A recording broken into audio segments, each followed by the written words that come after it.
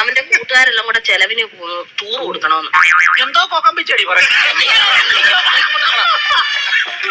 കൂട്ടുകാരെല്ലാം കൂടെ ടൂറിന് പോകുന്ന ചെലവിന് കൊടുക്കണമെന്ന്. കൂട്ടുകാർക്കെല്ലാം കൂടെ ചെലവിന് കൊടുക്കണം.